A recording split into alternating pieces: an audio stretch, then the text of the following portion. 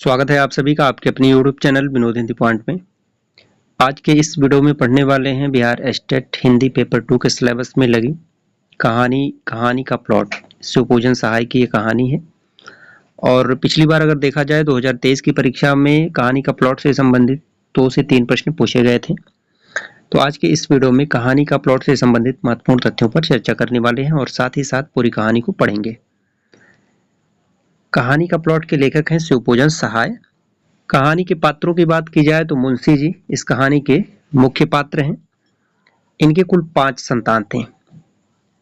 इनके 4 पुत्र की मृत्यु हो चुकी थी और इनकी एक पुत्री जीवित थी। ठीक है, मुंशी जी के कुल 5 संतान थे, 4 की मृत्यु हो चुकी थी और एक पुत्री जीवित थी। भोग जोगनी यह मुंशी जी की एकमात्र पुत्री थी जो जीवित थी। उनका नाम था भोग जोगनी। यह एक काल्पनिक पात्र है। यह कहानी की केंद्र बिंदु की पात्र मानी जाती है। इसकी आरंभिक उम्र 11-12 वर्ष थी। कहानी के अंत में इसकी विवाह 41-42 वर्ष के अधेड़ उम्र के व्यक्ति से होती है।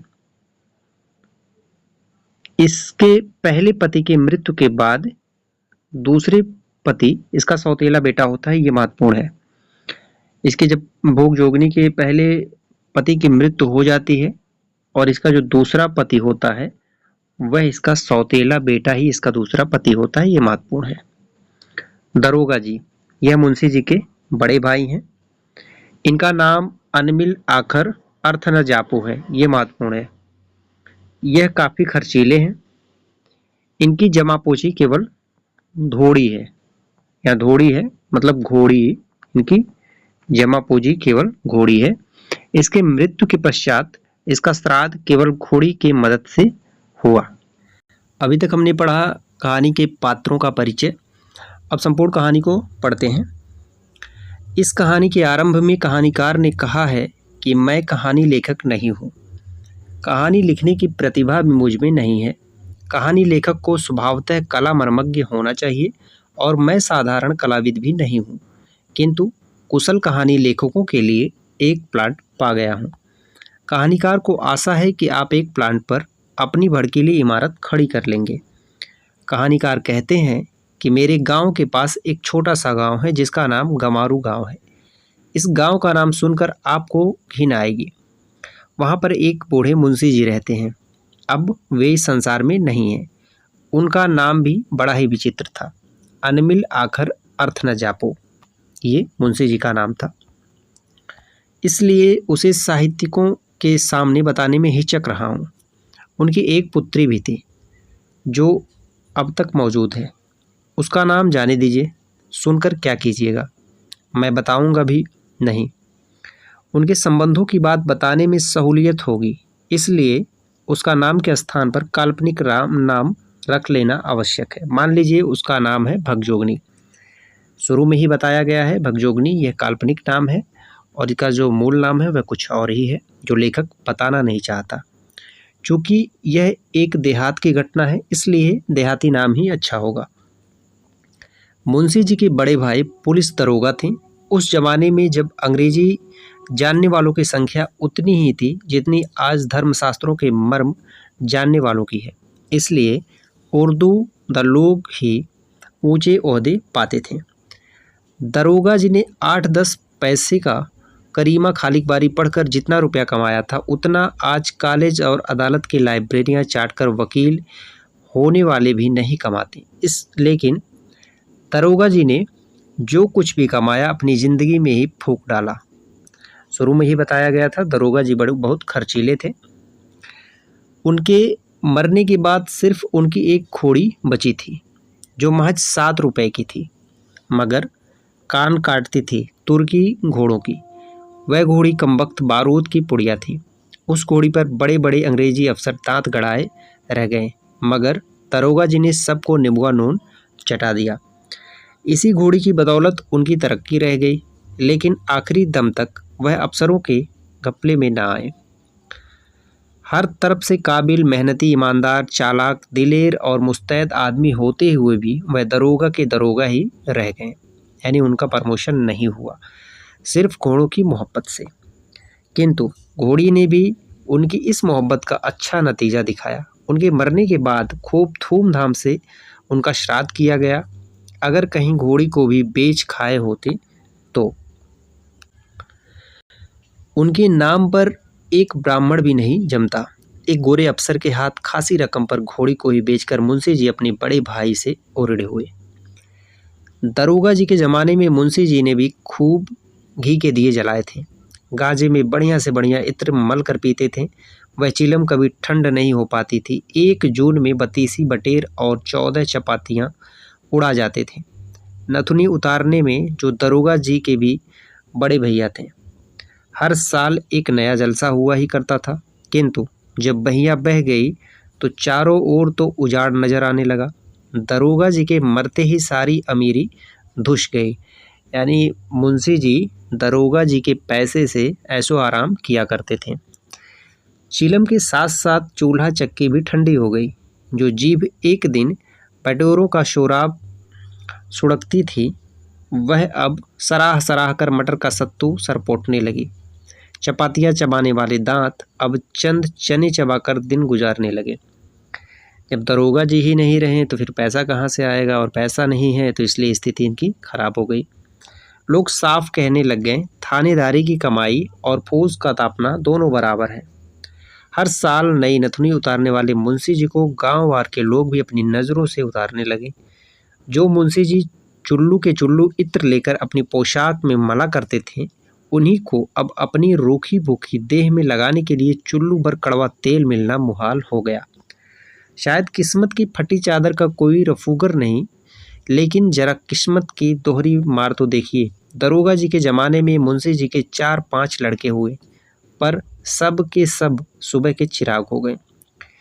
जब बेचारे की 5 उंगलियां घी में थी, तब तो कोई खाने वाला ना रहा, और जब दोनों टांगें दरिद्रता के दलदल में आ फंसी और ऊपर से बुढ़ापा भी कंधे दबाने लगा, तब कोढ़ में खाज की तरह एक लड़की पैदा हो गई।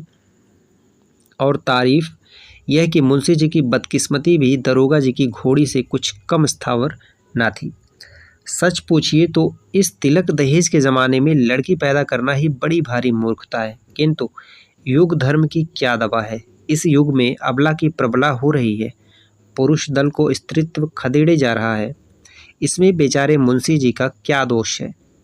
जब घी और गरम मसाले उड़ाते थे, तब तो हमेशा लड़का ही पैदा करते रहे, मगर अब मटर के सत्तू पर बेचारे कहाँ से लड़का निकाल लाए।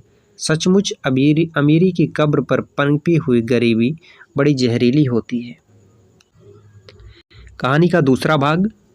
भगजोगनी चूंकि मुंशी जी की गरीबी में पैदा हुई और जन्मते ही माँ की दूध से वंचित होकर टूअर कहलाने लगी, इसलिए अभागिन तो अजाहत थी, इसमें शक नहीं, पर सुंदरता में वह अंधेरे घर का दीपक थी। आज तक वैसी सुधराई लड़की किसी ने कभी देखी न थी। अभाग्यवश मैंने उसे देखा था कि जिस दिन पहले पहल उसे देखा वह करीब 11 वर्ष की थी। पर एक ओर उसकी अनोखी सुधराई और दूसरी ओर उसकी दर्दनाक गरीबी देखकर सच कहता हूँ कलेजा कांप गया। यदि कोई भावुक कहानी लेखक या सहृदय कवि उसे देख लेता तो उसकी लेखनी से अनायास करुणा की धारा फूट निकलती, किंतु मेरी लेखनी में इतना जोर नहीं कि उसकी गरीबी के भयावने चित्र को मेरे हृदय पट से उतारकर सरोज के इस कोमल तल पर रख सकें, और सच्ची घटना होने के कारण केवल प्रभावशाली बनाने के लिए मुझसे भड़कीली भाषा में लिखते भी नहीं बनता। भाषा में गरीबी को ठीक ठाक चित्रित करने की शक्ति नहीं होती, भले ही वह राजमहलों की ऐश्वर्य लीला और विलास वैभव के वर्णन करने में समर्थ हो। आह, बेचारी उस उम्र में भी कमर में सिर्फ एक पतला सा चिथड़ा लपेटे हुए थी, जो मुश्किल से उसकी लाश ढकने में समर्थ थी। उसके सिर के बाल तेल बिना पूरी तरह बिखर कर बड़े डरावने हो गए थे। उसकी बड़ी बड़ी आंखों में एक अजीब ढंग की करुणा कतार चितवन थी। दरिद्रता राक्षसी ने सुंदरता सुकुमारी का गला टीप दिया था। वे कहते हैं प्रकृति सुंदरता के लिए कृत्रिम श्रृंगार की जरूरत नहीं होती, क्योंकि जंगल में पेड़ की छाल और फूल पत्तियों से सजकर शकुंतला जैसी सुंदरी मालूम होती थी। वैसे दुष्यंत के राजमहल में 16 श्रृंगार करके भी वह कभी न फबी, किंतु शकुंतला तो चिता और कष्ट के वायुमंडल में नहीं पली थी। उसके कानों में उदर दैत्य का कर्कश हाहाकार कभी न गूंजा था। वह शांति और संतोष की गोद में पलकर सयानी हुई थी, और तभी उसके लिए महाकवि शैवाल जाल लिप्त कमलनी वाली उपमा उपयुक्त हो सकी। भगजोगनी तो गरीबी की चक्की में पिसी हुई थी, भला उसका सौंदर्य कब खिल सकता था। वह तो दाने दाने को तरसती रहती थी, एक बित्ता कपड़े के लिए भी मोहताज थी। सिर में लगाने के लिए एक चुल्लू असली तेल भी सपना हो रहा था। महीने के एक दिन भी भरपेट अन्न के लाले पड़े थे। भला हड्डियों के खंडहर में सौंदर्य देवता कैसे टिके रहते। उस दिन मुंशी जी जब रो रो कर अपना दुखड़ा सुनाने लगे तो कलेजा टूक टूक होने लगा। वे कहने लगे, क्या कहूँ बाबू साहब, पिछले दिन जब याद आते हैं तो गस आ जाता है। यह गरीबी के मार इस लड़की की वजह से और भी अखरती है। इनके सिर के बाल कैसे खुश्क और गोरख कंधारी हो रहे हैं। घर में इसकी माँ होती तो कम से कम इसका सिर तो जुओं का अड्डा ना होता। मेरी आंखों की जाते अब ऐसी मंद पड़ गई कि जुएं सोचती नहीं है, और तेल तो एक बोध भी मसैयर नहीं होता। यदि तेल अपने घर में होता तो दूसरों के घर जाकर भी कंघी चोटी करा लेती, सिर पर चिड़ियों की घोंसला तो ना बनता। आप तो जानते हैं यह छोटा सा गांव है। कभी साल छमासे में किसी के घर बच्चा होता है तो इसके रूखे सूखे बालों के नसीब जागते हैं। गांव के लड़के अपने अपने घर भरपेट खाकर जो झोलियों में चवेना लेकर खाते हुए घर से निकलते हैं तो यह उनकी बाट जोहती रहती है, उनके पीछे पीछे लगी फिरती है, तो भी मुश्किल से दिन में एक दो मुट्ठी चवेना मिल पाता है। खाने पीने के समय किसी के घर पहुंच जाती तो इसके डेंट लग जाने के भय से घरवालियां दुरदुराने लगती। मैं अपनी मुसीबतों का बयान कहाँ तक करूं। भाई साहब, किसी की दी हुई मुट्ठी में भीख लेने के लिए इसके तन पर फटा आंचल भी तो नहीं है। इसकी छोटी अंगुलियों में ही जो कुछ अट जाता है उसी से किसी तरह पेट की जलन बुझा लेती हूँ। कभी कभी एक आध फांक चना चबेना मेरे लिए भी ले आती, उस समय हृदय दो टूक हो जाता। किसी दिन दिन भर घर घर घूमकर जब शाम को मेरे पास आकर धीमी आवाज से कहती कि बाबूजी भूख लगी है, कुछ हो तो खाने दो, उस वक्त आपसे ईमान के साथ कहता हूँ कि जी चाहता है कि गले फांसी लगाकर मर जाऊं या किसी कुएं तालाब में डूब मरूं। मगर फिर सोचता हूँ कि मेरे सिवा इसकी खोज खबर लेने वाला इस दुनिया में अब है ही कौन। आज अगर इसकी माँ भी जिंदा होती तो कूट पीस कर इसके लिए मुट्ठी भर चून जुटाती, किसी कदर इसकी परवरिश कर ही ले जाती। और अगर आज मेरे बड़े भाई साहब बरकरार होते तो गुलाब के फूल जैसे इस लड़की को हथेली की फूल बनाए रखती। वे जरूर किसी राय बहादुर के घर इसकी शादी कराते, और मैं भी उनकी अंधाधुंध कमाई पर ऐसी बेफिक्री से दिन गुजारता था कि आगे आने वाले इन बुरे दिनों की मुतलक खबर ही न थी। वह भी ऐसे खर्चीले थे कि अपनी कफन काटी के लिए एक गुमराह भी न छोड़ गए। अपनी जिंदगी में ही एक एक चप्पा जमीन बेच खाई, गांव भर में अपनी अदावत ऐसे बढ़ाई कि आज मेरी इस दुर्गति पर कोई रहम करने वाला नहीं है। उल्टे सब लोग ताने जानी के तीर बरसाते हैं। एक दिन वह भी था कि भाई साहब के पेशाब से चिराग जलता था। एक दिन यह है कि मेरे हड्डियों मुफलिसी की आंच में मोमबत्तियों की तरह घुल घुल कर जल रही है। इस लड़की के लिए आसपास के सभी जवारी भाइयों के यहाँ मैंने 50 फेरे लगाए, दांत खिलाए, हाथ जोड़कर विनती की, पैरों पड़ा। यहाँ तक कि बेहया होकर कह डाला कि बड़े बड़े वकीलों, डिप्टियों और जमींदारों की चुनी चुनाई लड़कियों से मेरी लड़की को खड़ी करके देख लीजिए कि वे सबसे सुंदर जचती है कि नहीं। अगर इसके जोड़ की एक भी लड़की कहीं निकल आए तो इससे अपने लड़के की शादी मत कीजिएगा। किंतु मेरे लाख गिड़गिड़ाने पर भी किसी भाई का दिल ना पिघला। कोई यह कहकर टाल देता कि लड़के की माँ ऐसे घराने में शादी करने से इनकार करती है जिसमें ना सास हो, ना साला और ना बारात की खातिरदारी करने की हैसियत। कोई कहता है कि गरीब घर की लड़की चटोर और कंजूस होती है, इससे हमारा ख़ानदान बिगड़ जाएगा। ज़्यादातर लोग यह कहते हैं कि हमारे घर के लड़के को इतना तिलक और दहेज मिल रहा है तो हम शादी नहीं कर रहे हैं। वे बिना तिलक दहेज की तो बात भी नहीं करना चाहते। इसी तरह जितने मुँह उतनी बात सुनने में आती है। मेरी दिन ऐसे आ गई कि जिसका मुँह भी नहीं देखना चाहिए उसका पिछाड़ देखना पड़ रहा है। महज मामूली हैसियत वालों को भी 500 और 1000 तिलक दहेज फरमाते देखकर जी उड़ जाता, गुस्सा चढ़ जाता। मेरा गरीबी ने तो ऐसा पंख तोड़ दिया है कि तड़फड़ा भी नहीं सकता। साले हिंदू समाज के कायदे भी अजीब ढंग के हैं।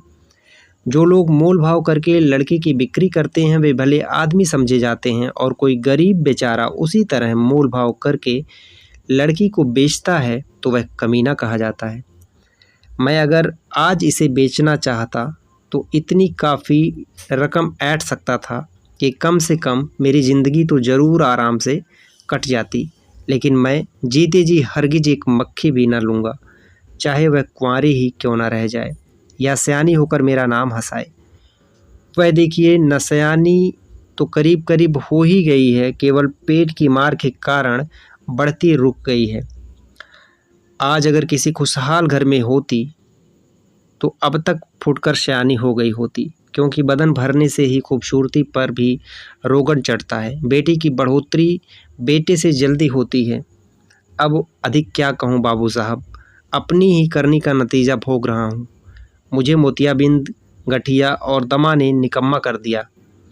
अब मेरे पछतावे के आंसुओं में भी ईश्वर को पिघलाने का दम नहीं। अगर सच पूछिए तो इस वक्त सिर्फ एक ही उम्मीद पर जान अटकी हुई है।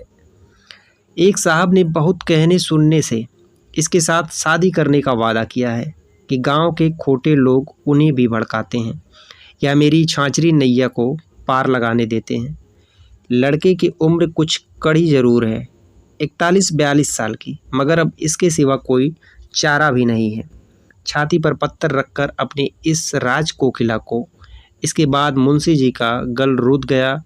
बहुत बिलख कर रो उठे और भगजोगनी को अपनी गोद में बैठाकर फूट फूट कर रोने लगे। अनेक प्रयत्न करके भी किसी प्रकार उसको आश्वासन ना दे सका, जिसके पीछे हाथ धोकर वाम विधाता पड़ जाता है। उसे तसल्ली देना ठट्ठा नहीं है। मुंशी जी की दास्तान सुनने के बाद मैंने अपने कई कुंवारे मित्रों से अनुरोध किया कि उस अलौकिक रूपवती दरिद्र कन्या से विवाह करके एक निर्धन भाई का उद्धार और अपने जीवन को सफल करे, किंतु सब ने मेरी बात अनसुनी कर दी। ऐसे ऐसे लोगों ने भी आनाकानी की जो समाज सुधार संबंधी विषयों पर बड़े बड़े शान गुमान से लेखनी चलते थे। यहाँ तक कि प्रौढ़ावस्था के रणुए मित्र भी राजी ना हुए। आखिर वही महाशय डोला काट कर भगजोगनी को अपने घर ले गए। इस कहानी में ये बताया गया है, लेखक ने भी अपने मित्रों से शादी विवाह के लिए चर्चा चलाई कि भगजोगनी से विवाह कर लीजिए, लेकिन भगजोगनी की स्थिति इतनी ख़राब थी, रूपवती थी, सुंदर थी, लेकिन आर्थिक स्थिति इतनी ख़राब थी कि शादी के लिए कोई तैयार नहीं हुआ। कोई दहेज को लेकर के, कोई आर्थिक स्थिति को लेकर के, कोई जो है माँ बाप नहीं है, साला साली नहीं है, इस बात को लेकर के सबने जो है विवाह करने से इनकार कर दिया। कुल रस्में पूरी करके मुंशी जी को चिता के दलदल से उबारा। बेचारे की छाती से पत्थर का बोझ तो उतरा, मगर थर में कोई पानी देने वाला ना रह गया। बुढ़ापे की लकड़ी जाती रही, देह लच गई। साल पूरा होते होते अचानक टन बोल गए। मुंशी जी भी चल बसे। गांव वालों ने गले में घड़ा बांधकर नदी में डुबा दिया। इनका अंतिम संस्कार भी नहीं हुआ, गले में घड़ा बांध करके नदी में डुबा दिया। भगजोगनी जीती है, आज वह पूर्ण युवती है। उसका शरीर भरा पूरा और फूला फला है। उसका सौंदर्य उसके वर्तमान नवयुवक पति का स्वर्गीय धन है। उसका पहला पति इस संसार में नहीं है, दूसरा पति है उसका सौतेला बेटा। पहला पति जिसकी उम्र 41-42 साल होती है, उसकी मृत्यु हो जाती है और उसका जो बेटा होता है, यानी जो भगजोगनी का सौतेला बेटा होता है, वही भगजोगनी का दूसरा पति होता है। ये थे कहानी के प्लॉट से संबंधित महत्वपूर्ण तथ्य और संपूर्ण कहानी से संबंधित आपका कोई सुझाव हो तो कमेंट करके जरूर बताएं। मिलते हैं अगले वीडियो में कुछ नए तथ्यों के साथ, तब तक के लिए नमस्कार।